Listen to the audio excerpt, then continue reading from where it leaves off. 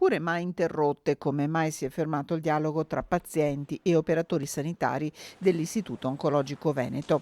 Iniziata il primo fine settimana di marzo, la campagna vaccinale qui non si è mai fermata.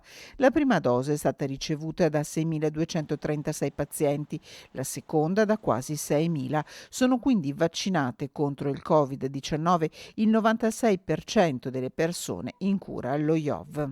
C'è stato un grande lavoro da parte degli oncologi nel contattare i singoli pazienti, perché sono stati chiamati uno a uno. È stata valutata dal medico la data, il momento in cui era più opportuno per il paziente essere sottoposto a vaccinazione, ma c'è stata anche una grande sensibilità dei pazienti e dei loro familiari ad aderire.